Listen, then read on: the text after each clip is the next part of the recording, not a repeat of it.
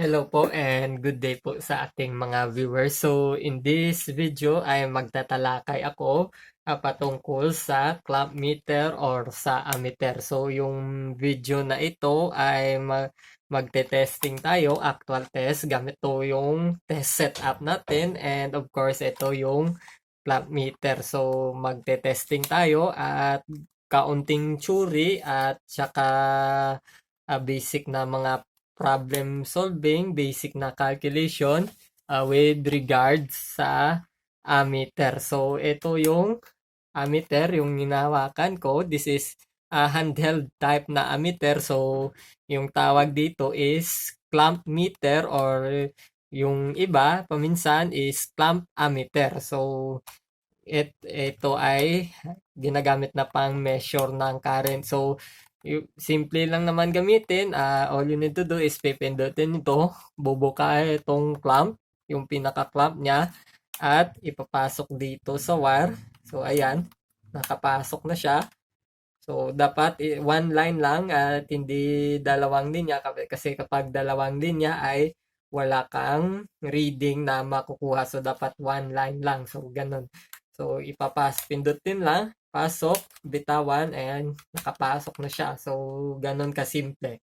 So, yung test setup natin is very basic lang naman. May circuit breaker tayo. So, mas mabuti na may breaker for testing para safety tayo. So, ito yung voltmeter. So, magme-measure tayo ng ampere. So, kailangan natin ma-monitor yung voltage kasi may relationship niyan. So, kailangan ma-measure natin yung voltage at syempre yung outlet natin at ito yung jumper. So, as you can see, dito ko kinabit yung clamp meter. So, dito tayo kukuha ng measurement ng current. So, yung gagamitin nating device is ito, flat iron. So, sinubukan ko na to paanda rin kanina. So, medyo mainit siya. So, ito yung gagamitin natin for testing. So, hopefully nakikita tong flat iron. So, ganon. O, nakikita nyo. So, tetestingin natin para malaman nyo, makita nyo na totoo na gumagana yung flat iron. So, iset lang natin medium temperature lang. So, dapat nakikita nyo yung pula na umiilaw. So, umiilaw siya. So, ayan. So, gumagana yung ating flat iron. So, for testing, tatanggalin ko muna ito. So, papaanda rin natin yung clamp meter. Bababa ko muna to yung flat iron para may space tayo.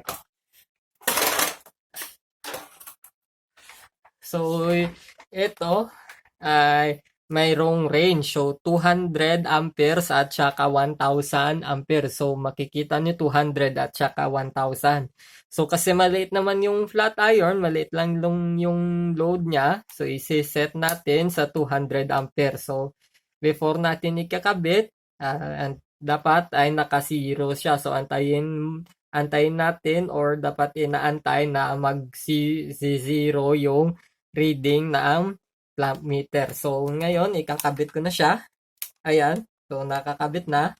And I hope you see yung nakikita nyo yung reading ng ating clamp meter. So, I hope na klaro yung nakikita nyo. At ngayon, kukunin ko na si flat iron. So, magte-testing tayo. So, ito, 1,000 watts. 1,000 watts, I mean. So, Hanabishi model or brand. I mean, Hanabishi. So, ito, nakalagay 1,000 watts. So, we expect na mayroon tayong so, ngayon, naglalaro 241, 242 volts. So, dapat nag-expect tayo ng around 4.24 or 4, mula 4.2 hanggang 4.1 ampere. So, dapat doon maglalaro ang reading natin. So, ngayon, ang tester is naka-zero.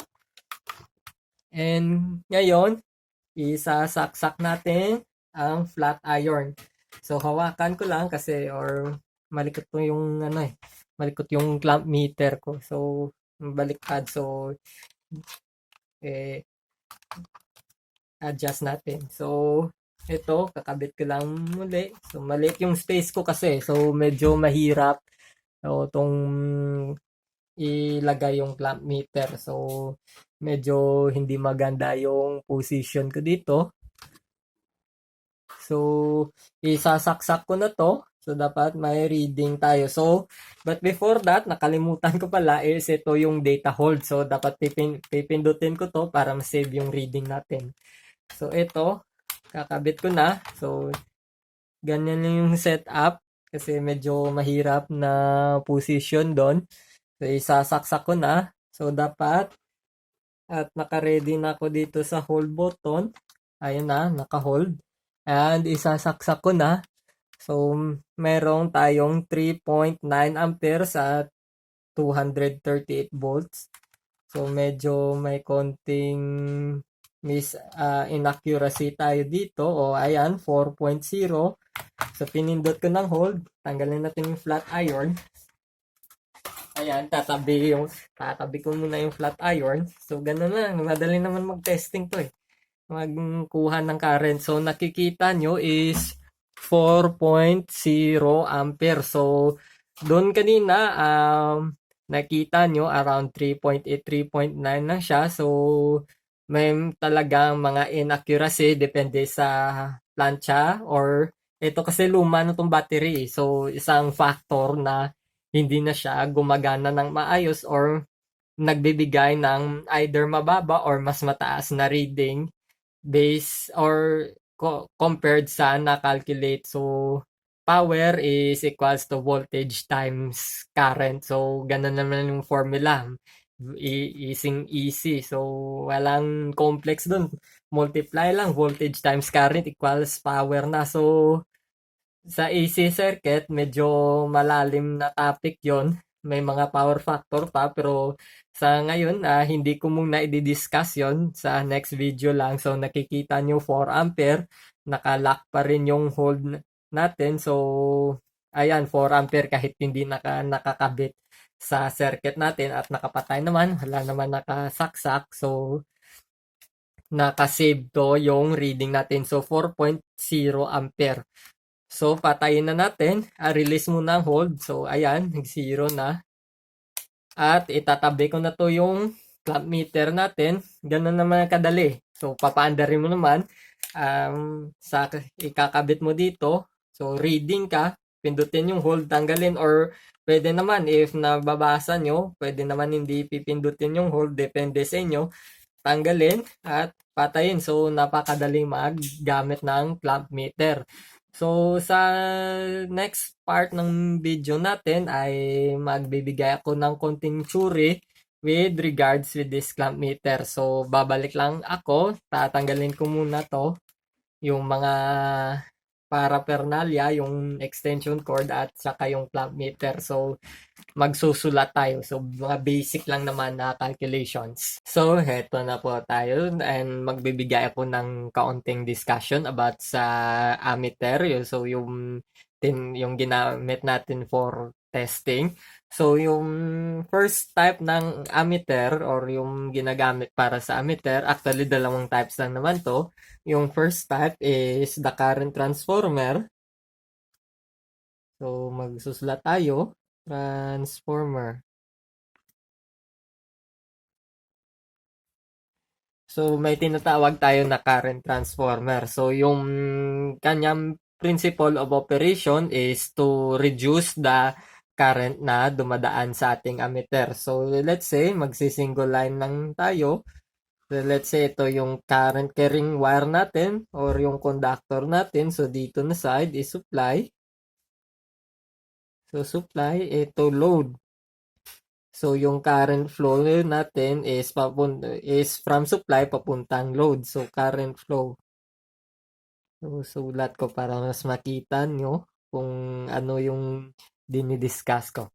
So, current flow. So, yung current transformer is nakalagay sa wire. So, parang donut yung itsura ng current transformer.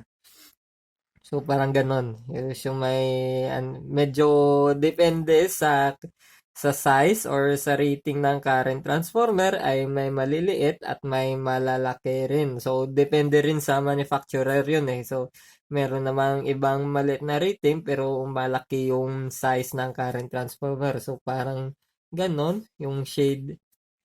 So, parang donut yon. So, may outer at saka inner diameter. So, ito, yung clamp meter na to is basically current transformer. Ito yung kulay dilaw na part is current transformer. So, sa loob nito ay may coil of wire na siya nagpo-produce ng voltage para may mabasa yung ammeter natin or yung pinaka-display natin. Yung circuit sa loob is may mababasa na current reading.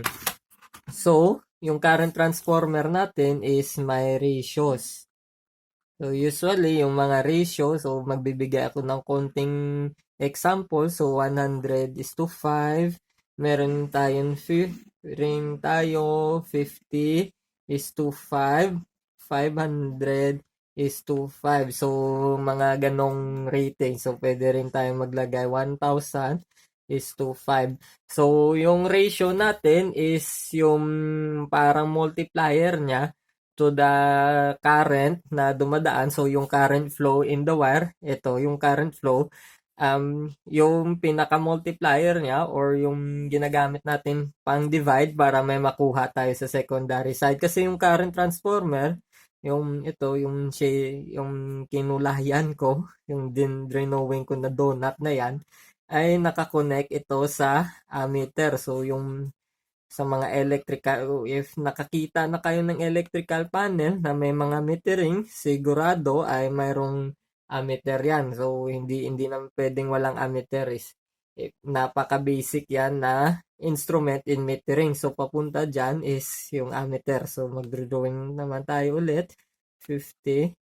So, let's use 100 lang. So, kunyari ganon. So, 0 to 100 ampere. So, let's say may dumadaan dito na so medyo lakihan ka lang. So, ayan, may dumadaan, let's say 100 ampere. So, yung kanyang mare-register dito sa ammeter is 5 ampere. So, pag full scale nito, full scale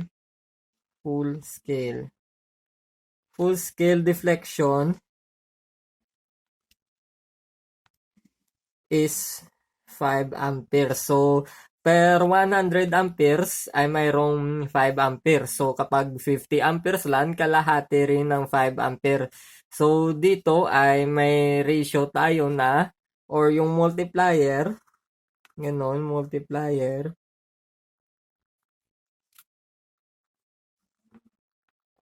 So, multiplier natin is 20. So, meaning, pag may dumaadaan dito na 100 amperes, so divide lang by 20, yung nakukuha natin is 5 amperes dito. So, ganun yung principle ng current transformer na ginagamit natin. So, may 20 na multiplier. So, let's say, kapag nag-register dito 100 amperes, for sure 100 amperes yung dumadaan dito. So, bale, yung ammeter natin, yung pinaka-device natin is 5 amperes lang yung makakaya niya. So, may multiplier siya na 20 para or yung dial niya, yung mga nakasulat is multiplied by 20 para makikita natin or magkaka-reading tayo ng 100 ampere. So, yun yung operating principle ng current transformer. So, bakit tayo gumagamit ng current transformer? It's because na hindi naman pwede. So, if ganito yung ammeter, drawing lang ako ulit, 150, tsaka 0. So, hindi naman pwede. Ito yung load. Current flow pa rin dito.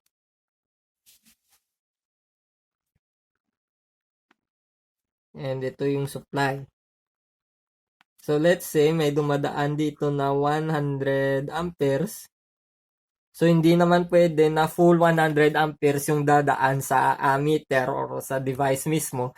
Kasi, masusunog yung ammeter or kapag let's say gumamit tayo ng full, papadaanin natin dito full na 100 amperes ay masyadong malaki yung size of wire na gagamitin natin para sa coil ng ammeter. Kasi kapag yung nabibili mo sa electrical supply, ipadaanan mo ng full na 100 amperes, siguradong masusunog yon kasi yung wire sa loob niya is maliit lang. So, masusunog yung ammeter. So, that's the reason why na ginagamitan natin ng current transformer. And of course, to isolate din sa system. So, let's say gumagamit tayo ng supply na, let's say, ano ba yung mga standard? Let's say, for example lang, 4,000 volts. So, 4,000 volts is napakalaking voltage na yan. So, 220 pa lang to 40 volts ay may namamatay na. So, how much more kapag 4,000 volts? So, isang purpose ng current transformer is to isolate sa user or sa instrumentation sa high voltages. So, kahit maliit lang, let's say 4,000 volts, yung dumadaan dito is 10 amperes lang. Let's say kaya nito ng ammeter, but yung problema natin is may risk tayo sa high voltage, so 4,000 volts.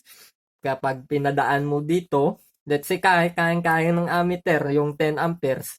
So, yung problema naman natin is yung risk na makuryente tayo or may parang nilalagay natin sa danger yung mga operator at saka yung mga equipment natin kasi 4,000 volts napakalaki na yan. So that's the another use ng current transformer is to isolate sa mga instrumentation sa high voltages. So yung iba, yung may mga current transformer na split core, yung tawag niya split core. So imagine natin ito yung spool ng soldering lead ko.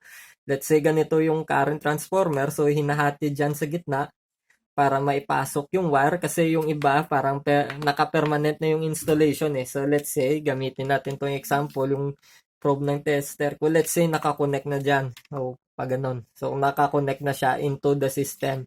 So, let's say, hindi ito matanggal. So, for any reason na hindi matanggal to sa connection, so, yung gagawin para mapasok yung current transformer is hatiin sa gitna.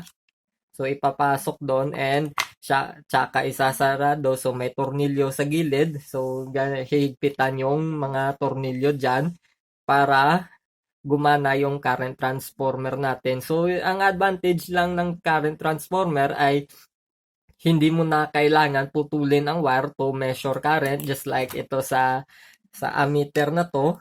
So hindi ako nagputol ng wire. So yung jumper lang ay pinasok lang dito at naka-reading na. So babalik ko lang yung extension cord.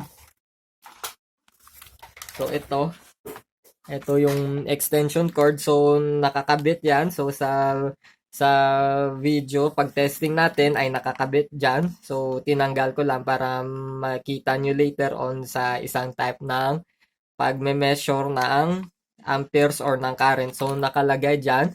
So, yung ginawa ko lang is kinabit ko lang doon at nakakakuha na tayo ng reading. So, that's the purpose or that's the advantage ng current transformer. So, may pagka-versatile tong current transformer na to. So, nilalagay lang dyan, makaka-reading na tayo. So, ito is handheld type to eh, clamp meter. So, handheld. So, yung sa mga industry ay nilalagay talaga sa loob ng electrical panel. So, along the wire. So, yung pinakita ko na kanina, so, nandun. So, let's say ganito yung current transformer. So, yung wire nandun lang. So, hindi na kailangan putulin yung wire. So, yung next type ng pag-measure ng current or yung principle na ginagamit ng ammeter is yung shunt. So, shunt sensing. So, yun yung isang type ng pag-measure ng current. So, let's say, may supply tayo dito, 240 volts AC. Magdo-drawing ako ng resistor. So, yung shunt resistance natin. So, naka-series yung resistor with our load. So, let's say yung load ay gagamitin din yung example natin sa testing na 1,000 watts. So, 1,000 watts na load. So, Ganun yun. So, line 1 or yung live natin at saka line 2 or neutral. So, ganun yung connection natin. So, single phase lang tayo. So, hindi, so, iba, if nakakaalam kayo or if may idea kayo about sa three phase, so, hindi ako dito magdi-discuss ng three phase. So, let's stick to single phase muna para simple lang and maintindihan ng mga ibang viewers na baguhan pa lang sa electrical or gusto malaman yung internal components ng ammeter. So, balik na tayo sa discussion. So, ito may shunt resistance. So, dito nakakonect yung ammeter. So, ganun yan. So, nakakonect dyan yung ammeter natin. So, ang mini-measure ng ammeter natin is yung voltage drop. So, kasi may resistance to. Napakalit lang naman ng resistance. So, let's say for the purpose of calculation lang, 0.1 ohms at 10 amperes maximum.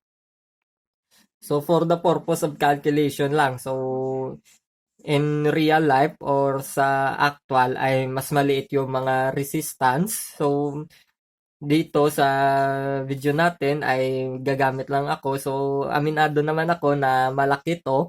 But para mas madali natin ma-calculate later on. So, 0.1 ohms, 10 ampere max. So, Ohm's law. Ohm's law. So, yung formula ng Ohm's law is voltage is equals to current times resistance. So, makikita nyo sa ibang formula, V is equals to IR. So, that's the formula for Ohm's law. So, para mas maklaro natin kung paano mag-measure ng current or paano binabasa ng ammeter, so voltage in the shunt, voltage drop or voltage in the shunt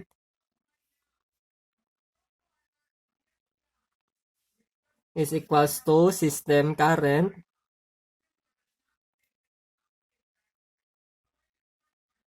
So, yung system current natin is yung current na dumadaan dito. So, yung current na dumadaan sa shunt resistor at saka sa load is pareha lang kasi naka-series naman eh. So, pareha lang yung current na dumadaan sa buong system, sa shunt at sa load. So, system current times shunt resistance.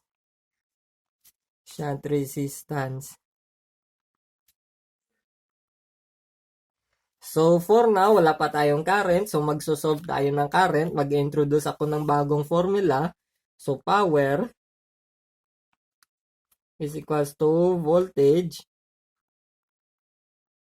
times current. So, is equals to P is equals to VI. So, ganun yun. So, P is equals to VI. So, may given na tayo na power. May given tayo na voltage. Let's say, 240 fixed. Hindi bumababa. So, sa testing, nakita nyo naman na bumaba yung voltage. So, dito, hindi lang ako mag-impose ng voltage drop. So, steady lang na 240 volts. So, yung power, so, given na tayo ng 1,000 watts. So, ipa-plug in natin dito, 1,000 is equals yung voltage na 240. So, 1,000 watts, 240 volts. So, yung current. So, hindi natin alam yung current. So, dividing both sides by 240 volts. So, makukuha tayo ng 4.16 amperes. So, ganun yung current na dumadaan, 4.16 amperes. So, ganun yung current na kinoconsume ng system natin or dumadaloy sa buong system. So, meron tayong given na current, may given na tayo na wattage. Yung kailangan natin yung voltage drop dito sa shunt resistor. So, meron na tayong system current. So, system current is 4.16 amperes. So, klaruin ko lang dito. So, system current.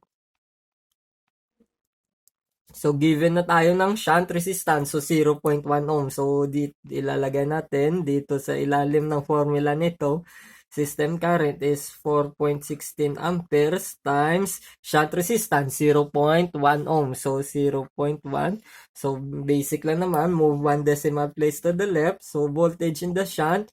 So, magde-denote ako dito ng V sub S para mas maiksi yung pagsusulat ko. So, V sub S is equals to 0.416 amperes. So, ganun yung voltage in the shunt. So, yung ammeter ay may 0.416 volts dito sa ammeter. So, yung binabasa ng ammeter mismo is yung voltage para magkakaroon siya ng reading. So, nagde-depend yun sa voltage yung reading ng ammeter. So, yung shunt, voltage drop ng shunt ay reading ng ammeter. So, anong conclusion makukuha natin? So, 0.1 ohms, 10 amperes. So, let's say, may maximum tayo na 10 amperes. So, imo-multiply natin by 0.1 yan. So, makukuha tayo ng 1.0 volt sa shunt. So, klaruhin ko lang. Vs is equals to 1.0 volts. So, ganun. So, if may 10 amperes tayo na dumadaloy sa system, so yung shunt is magdra-drop ng 1 volt or may voltage drop na 1 volt sa shunt. So, yung nare-register ng ammeter, yung full scale niya, so lumalabas 10 amps. So, yung pumapasok na voltage sa kanya is 1 volt. So, ganun yung full scale deflection na. So, may mga ratio yun eh. So, if you want to see, may video si Electroboom, yung Iranian na electrical engineer, yung palaging sumasabog yung ginagawa niya. So, ipopost ko yan or ililink ko. So, naggawa dun siya, gumawa siya ng shunt sa kanyang video. So, gumawa siya ng 100 amperes na shunt. So, yung voltage drop across the shunt at full load is 100 millivolts. So, yung ginawa niya is per 100 amperes. So, may 100 millivolts siya or is equals to 0.1 volts na voltage drop. So, pag measure yun, kasi ganito yun eh. So, kapag nag-probe ako dito, so, pag may dumadaloy siya na 100 amperes sa buong system, pag probe niya dyan ay makukuha siya ng 0.1 volts or 100 millivolts. So, 100, so sige, saktong-sakto or siguradong 100 amperes yung dumadaloy sa system niya kasi may voltage drop siya na 100 millivolts. So, ganun na naman, napakasimple naman ng principle ng ammeter. So, dito sa video natin ay sinimplihan ko na. Alam ko mas marami pang discussion yung mga ammeter, but sinabi ko na kanina, as I have mentioned earlier, na sinimplihan ko lang yung discussion natin para sa iba na wants to know the operation ng ammeter ay hindi mahihirapan sa pag-analyze or pag sa pakikinig or kung paano gumagana yung ammeter. So, sinimplihan ko lang. Sa before natin tapusin tong video, ay tatanggalin ko lang to yung sinulat ko, tsaka yung ballpen.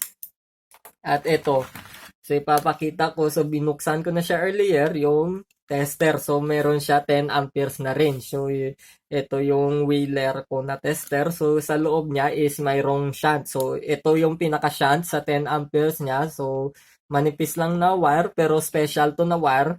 Hindi to basta-basta na wire na nabibili lang sa electrical supply. So, special to na wire kasi maliit tong resistance to eh. So, sa calculation natin kanina, yung pinakita ko is 0.1 ohms pero in reality ay napakaliit yon. So, yung common na nakikita ko na shunt, yung voltage drop niya at full load is 75 to 100 millivolts lamang. So, yung ginawa ko kanina is malaki yon. So, aminado naman ako na malaki just for the purpose of calculation na naman yun eh. So, theory lang naman. So, hindi naman hindi naman pang practical yun eh. So, ito, yung practical application niya is yung pinaka-voltage drop niya, yung maximum na voltage drop, sinabi ko nga is 75 to 100 millivolts lang yung pinaka-maximum. So, ito ay ginagamit para sa 10 amperes. Mayroon naman siya ibang range, so 50 microamps, 2.5 milliamperes, 25 milliamperes, at saka 250 milliamperes. Yung yung mababang range ay mayroong shunt resistor. So, ito siguro part pa rin to ng mga shunt resistor at sa likod ng board na yan ay mayroong maliliit na resistor para sa lower ranges niya. So, sa mga 250 milliamperes, so mayroong maliliit na resistor doon sa likod. So, ipapakita ko rin. So, ito si Soy, binuksan ko naman earlier. So, yung ano niya is ito yung pinaka-shunt niya for the 10 amperes. So, ito 10 amperes. So, that's the heart of the ammeter, yung shunt. So, medyo malaki to na wire. Pero special din to na wire eh. So, every shunt resistor, kada shunt resistor na nakikita nyo, so yung wire niya is special talaga kasi mababa yung resistance niya at dapat mababa yung voltage drop para hindi maapektuhan yung load ng system. Kasi kapag mataas yung voltage drop, ay malaki din yung power losses in the system. So, ibabalik ko lang, na-mention ko si power losses.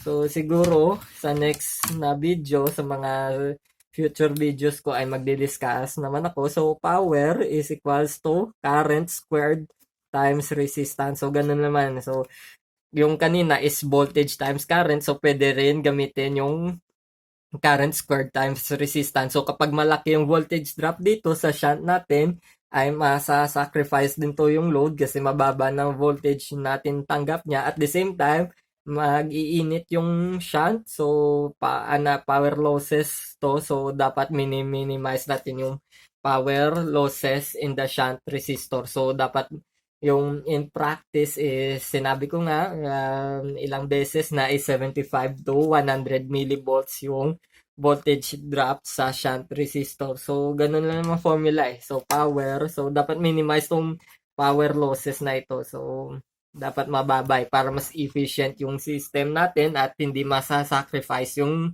mga instrumentation, mga nare-reading natin at saka yung load. So, hindi siya nasa-sacrifice. So, ito yung shunt. So, sinabi ko sa testing part natin ng video na may mga power factor pa doon. So, hindi ako nag-discuss ngayon. So, that's another topic. So, part for another video na naman yan. So, stay tuned lang po at magvi-video ako doon patungkol sa power factor. Pero in the future videos pa. So, maraming pa akong basic concepts na i-discuss before tayo doon umabot sa power factor na yan.